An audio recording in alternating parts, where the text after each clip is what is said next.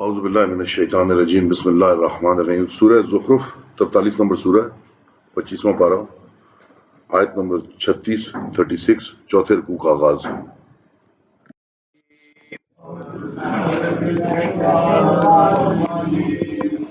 اللہ الرحمن الرحیم ومن يعش عن ذكر الرحمن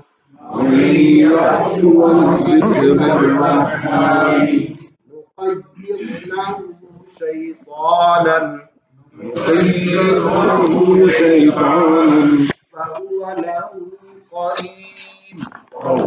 له قرين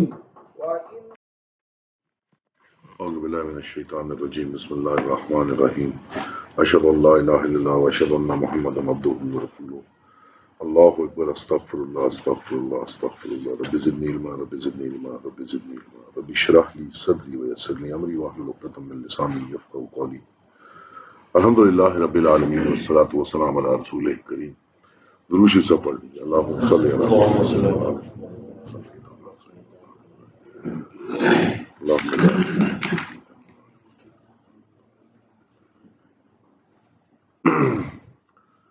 نہایت مختصر سرکوع ہے اور آپ یہ کہہ لیں کہ اگلے رکوع میں جو تفصیل معاشرتی اور باقی معاملات کی بیان ہونے اس کا چھوٹا سا ایک پریمبل ہے یہ چند ایک باتیں اللہ تعالیٰ نے یہاں پہ بیان فرما دی اور ایک نہایت ہی غور طلب بات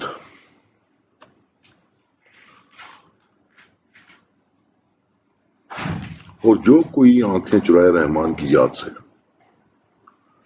اب دیکھیں کہ اس کے اندر کوئی کسی قسم کی کوئی تخصیص نہیں ہے، کسی کو علیحدہ نہیں کیا گیا۔ اللہ تعالیٰ فرمایا کہ وَمَن يَعْشُ عَن ذِكْرِ الرَّحْمَٰنِ، یاشو عن منہ موڑنا، آراز کرنا، اور جو کوئی منہ پھیرے، آنکھیں چرائے، آراز کرے رحمان کی یاد سے، ہم اس پر تعین کریں ایک شیطان، فَهُوَ لَهُ قَرِينٌ، بس وہ اس کا قریبی ساتھی ہے۔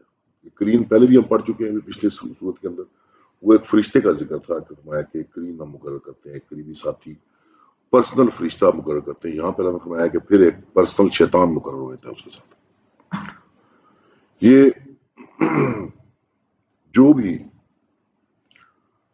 اللہ تبارک و تعالیٰ کے ذکر سے منہ پھیرتا ہے، اس کو اگنور کرتا ہے، اس سے آنکھیں چراتا ہے، آراز کرتا ہے، اللہ تبارک تعالیٰ نے فرمایا کہ اس کے اوپر ایک متعین کر دیا ہے ایک شیطان، وہ اس کا قرین ہوتا ہے، وہ اس کا ساتھی ہوتا ہے۔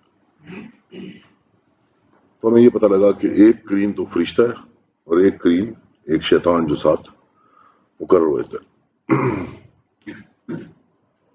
اور وہ ان کو روکتے ہیں راہ سے، اور یہ سمجھتے ہیں کہ ہم راہ پر۔ یہ ایک وجہ ہے انسان کی گمراہی کی کہ مسلسل شیطان ان کے غلط عمل ان کے سامنے خوبصورت بنا کے پیش کرتا رہتا ہے، اور ان غلط عملوں پہ قائم رہتے ہیں اور یہ سمجھتے ہیں کہ ہم ٹھیک ہیں۔ اور اس کی اتنی بے شمار مثالیں ہمارے ارد گرد ہیں، اتنی بے شمار مثالیں ارد گرد ہیں، اور خاص ہماری اپنی ذات کے اندر اگر ہم دیکھیں، جب ہم قرآن کو نظروں سے اوجھل کر دیتے ہیں، حدیث کو نظروں سے اوجھل کر دیتے ہیں، تو ہم اپنی ایک سمجھ کی اچھائی پہ چل رہے ہوتے ہیں اور اس پہ بڑی ڈٹائی سے قائم بھی ہوتے ہیں، چاہے وہ برائی کا کام ہو، چاہے وہ گناہ کا کام ہو، چاہے وہ لاپرواہی کا کام ہو، اور ہم بڑی سیریس سے اس کے اوپر قائم ہوتے ہیں۔ اور کفار مکہ، میں نے پہلے بھی ذکر کیا کہ آپ دیکھیں کہ نبی پاک صلی اللہ علیہ وسلم 40-45 سال کی عمر، یعنی کہ پکی عمر اس کو آپ کہہ سکتے ہیں، اور پھر جب طائف میں گئے ہیں تو وہاں پہ جو بڑے بڑے سردار بیٹھے ہوئے تھے، ان کے سامنے بچوں نے اٹھا کے پتھر پھینکنے شروع کر دیے، بکواسیات کرنی شروع کر دی۔ اب پیغمبر ہوں یا پیغمبر نہ ہو، کسی بھی معاشرے کے اندر یہ نہایت ہی ایک بیہودہ حرکت ہے، کسی بھی عام انسانی معاشرے کے اندر، لیکن ان کی نگاہوں کے اندر شیطانوں نے اس کو اتنا خوبصورت بنا دیا کہ وہ بچوں کو داد دے رہے تھے اور ان کے لیے تالیاں بجا رہے تھے، ہاں بھائی یہ کام کرو۔ اور بڑی ہوئی یہ تاریخ ایسی کہ عام سیدھے سیدھے جو صفائی سی جو برے کام ہیں جو سیدھے سیدھے پتہ ہے کسی معاشرے کے اندر قابل قبول نہیں ہے، وہ بالکل سٹائی سے کرتے تھے سمجھ کے کہ ہم بڑے اچھے کام کر رہے ہیں۔ ظلم و ستم ہو گیا، قتل و غارت گری ہو گئی اپنے بتوں کے نام پہ، اپنے خداؤں کے نام کے اوپر۔ اور ہمارا بھی بالکل اسی قسم کا حال ہے کہ ہم جب قرآن سے ہمارا ذکر ٹوٹتا ہے، اللہ تعالیٰ فرمایا کہ جو بھی قرآن سے رشتہ توڑ لے گا، رحمان کے ذکر سے رشتہ توڑ لے گا، اللہ کے ذکر سے رشتہ توڑ لے گا، فرمایا کہ اس کے اوپر ایک شیطان مقرر ہو جائے گا، یہ اس کا کرین ہوگا، قریبی ساتھی ہوگا۔ یہاں تک کہ جب آوے ہم پاس اب ادھر تک ان کو لے جائے گا کہ جب قیامت آ جائے، جب موت آ جائے، اور موت کے بعد جب اللہ کے پاس آئے، اس وقت تک یہ شیطان اس کو اس کے برے کام اچھے کر کر دکھائی رہتا ہے، یہاں تک کہ اب آئے ہمارے پاس کہے کسی طرح مجھ میں اور تجھ میں فرق ہو مشرقوں کا۔ کیا برا ساتھی ہے، کسی کی ترجمے میں لکھا ہوا ہے مشرق مغرب کا، کچھ ترجموں میں لکھا ہوا ہے، لیکن لفظ جو قرآن نے استعمال کیے ہیں بعد المشرقین، دو مشرقوں کا فرق۔ اور یہ بڑا ہی غور طلب احساس ہے ضیاء کا، لیکن ہم کہتے ہیں جی بہت بڑا فاصلہ چاہیے ہمیں مشرق مغرب، میرے سے مشرق مغرب اتنا فاصلہ ہو جائے تمہارے اندر تو بات سمجھ آتی ہے۔ لیکن مشرق کون سی جگہ ہے؟ مشرق وہ جگہ ہے جہاں سے سورج ابھرتا ہے، جہاں سے سورج نکلتا ہے۔ تو ہم جانتے ہیں کہ ہم جتنا مرضی سفر کرتے رہے، ہم سورج کے نکلنے کی جگہ کو نہیں پہنچ سکتے، جتنا مرضی سفر طے کر لیں۔ تو یہاں بتایا کہ یہ اتنا زیادہ دل برداشتہ ہوں گے کہ مطلب ایک نہیں دو دفعہ مطلب ہم اس فاصلے ایک ہی دفعہ پہنچنا تو ممکن ہے، اتنا ہم سے دور ہو جائے کہ جیسے وہ فاصلہ دو مرتبہ ہو گیا، مشرقین دو مشرقوں کا فاصلہ ہم سے، اتنا فاصلہ آپس میں ہو گیا کہ دو ناممکن فاصلے ہمارے درمیان میں ہو جائیں کسی طرح اس کرین سے۔ مقرنین پہلے ہم نے پڑھا ہوا ہے، آپ نے دیکھا وہ جو کٹھے آپس میں ایک ہی زنجیر میں جڑے ہوئے ہوں گے، شروع میں پڑھ کے آئے ہم۔ تو کرین مطلب اس طرح جو آپ کے ساتھ جڑا ہوا ہے، ایک ہی زنجیر میں بندھا ہوا ہے، قریبی ساتھی، کسی طریقے سے ہمارے درمیان اس نے اتنا ہمیں گمراہ کیا زندگی کے اندر، اس طرح ہمارے برے کام ہمارے سامنے خوبصورت۔ اور یہ خطرہ ہر لمحے ہر شخص کو ہے، ضروری نہیں کہ کافروں کو ہی ہو۔ اللہ تعالیٰ فرمایا وَمَن یعش عن ذکر الرحمن، جو بھی اللہ کی یاد سے، رحمان کی یاد سے جو بھی اعراض کرے گا، کرنی کترائے گا، آنکھیں چرائے گا، تو یہ شیطان اس کو لگا لے گا اپنے پیچھے، پھر مسلسل اس کے برے کام اس کی نگاہوں میں خوبصورت بنا کے ہوگا۔ ہم دیکھ لیتے ہیں اپنے دائیں بائیں دیکھ لیں، اپنے اندر دیکھ لیں، ہماری جسٹیفیکیشن ریشنلائزیشن ہر برے کام کے لیے ہمارے پاس ایک بڑی بہترین خوبصورت بہانہ موجود ہوتا ہے، وہ شیطان گاڑ کے دے آتا ہے آپ اس کام پہ قائم رکھنے کے لیے۔ اور کچھ فائدہ نہیں تم کو آج کے دن جب تم ظالم ٹھہرے اس سے کہ تم مار میں شامل ہو۔ اب تمہاری ایک مشترک جب تم جرم میں شریک تھے تو اب سزا میں بھی شریک ہو۔ آج کے دن تمہارا کوئی اس میں فائدہ نہیں ہونے لگا، کیونکہ جب جرم میں شریک تھے تو سزا بھی تمہاری اکٹھی ہے۔ اور پھر نئی پاک صلی اللہ علیہ وسلم کی تجویز کے اعتبار فرمایا سو کیا تو سناوے گا بہروں کو یا سجھاوے گا اندھوں کو اور سریح غلطیوں بھٹکتوں کو؟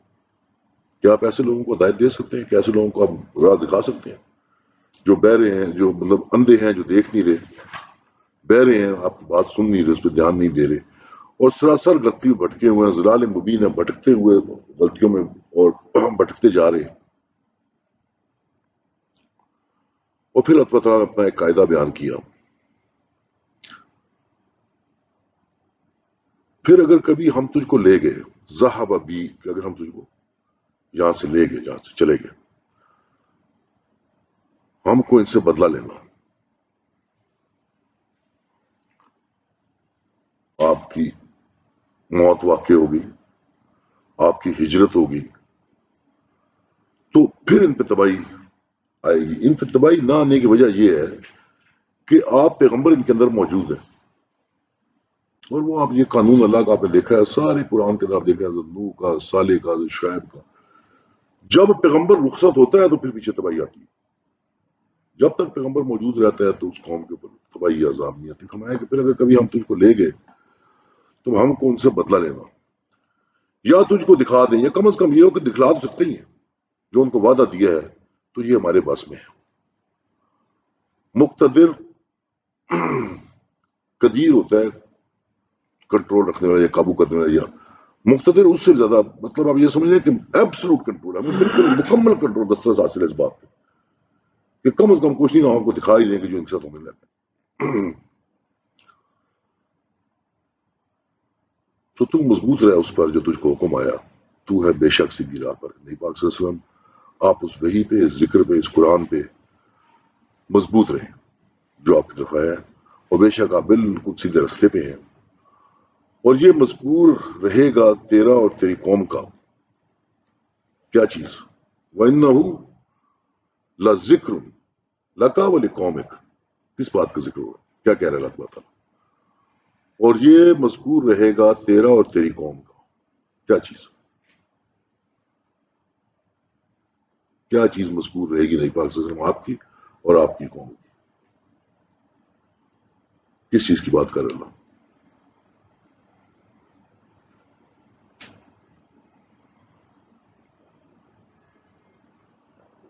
ذکر مطلب یہ آپ کی یاد دہانی رہے گی آپ کی اور آپ کی قوم کی، یعنی کہ قرآن. نبی پاک صلی اللہ علیہ وسلم آپ کے لیے بھی اور آپ کی امت کے لیے بھی، یعنی کہ ہم سب کے لیے. ذرا غور کریں اس میں.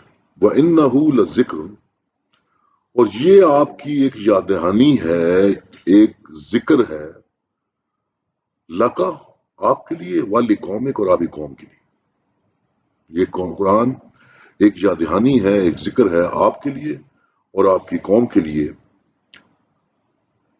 وَسَوْفَ تُسْأَلُونَ، اور آگے جا کے بعد میں آپ سے اس کے بارے میں پوچھو گی کہ تم نے قرآن کو کتنا یاد کیا، کتنا اس کو پڑھا، کتنا اس پہ عمل کیا. فرمایا کہ آگے جا کے تم سے اس کے بارے میں پوچھو گی. سوف تسألون، اور پوچھ لے جو رسول بھیجے ہم نے تجھ سے پہلے، کبھی ہم نے رکھے ہیں رحمان کے سوا اور حاکم کے پوجے جاویں. اب وسأل، اور پوچھ، من ارسلنا من قبلک، کہ جو بھیجے ہم نے تجھ سے پہلے، من رسلنا اپنے رسولوں میں سے، اجعلنا من دون الرحمن آلہۃ، کیا ہم نے کسی اور کے رحمان کے علاوہ کسی اور کو ہم نے رکھا کہ ان کو الہ بنائے جو بدون پوجنے کے لیے. تو یہ نبی پاک صلی اللہ علیہ وسلم کہاں پوچھیں گے پیغمبروں سے؟ اللہ کہتا ہے وسأل من ارسلنا من قبلک، پوچھ ان سے جن کو ہم نے بھیجا تجھ سے پہلے، من رسلنا اپنے رسولوں میں سے، ان سے پوچھے. یہ کب پوچھنا نبی صلی اللہ علیہ وسلم، کب پوچھا؟ کب ملاقات ہوئی تھی نبی پاک صلی اللہ علیہ وسلم کی سابقہ رسول کے ساتھ؟ معراج. تو نبی پاک صلی اللہ علیہ وسلم رسولوں سے پوچھ، کبھی ہم نے رحمان کے علاوہ کسی اور کو پوجنے کے لیے حکم دیا؟ کیا یہ شریعت پہلے دن سے اسی طرح نہیں چل رہی؟ دین عند اللہ کیا پہلے دن سے اسلامی نہیں تھا؟ کبھی کسی رسول کو کوئی حکم گیا ہو کہ جا کے کسی اور کو پوجنے کے لیے کہا گیا؟ اب یہ رسول اللہ پاک صلی اللہ علیہ وسلم کی دلجوئی کے لیے، حالات آنے والے حالات کے لیے، کیونکہ اب جو ہے وہ مکہ کا ماحول جو ہے وہ گرم ہوا ہے، کفار بھی ایک حد سے بڑھتے جا رہے ہیں، اور اللہ تعالیٰ بین الستوری بتا رہے ہیں کہ بہت کچھ ہو سکتا ہے. ابھی ہو نہیں رہا اس لیے کہ نبی پاک صلی اللہ علیہ وسلم تمہارے اندر موجود ہے. اور نبی پاک صلی اللہ علیہ وسلم آپ بھی اپنا دل مضبوط رکھیں، قدم جما کے رکھیں، اس قرآن سے جمے رہیں آپ بھی اور آپ کی جماعت بھی. اور پھر اگلے تیاری جو ہے وہ اس کے لیے. وآخر دعوانا ان الحمد للہ رب العالمین. سبحانک اللہم و بحمدک اشہد ان لا الہ الا انت استغفرک و اتوب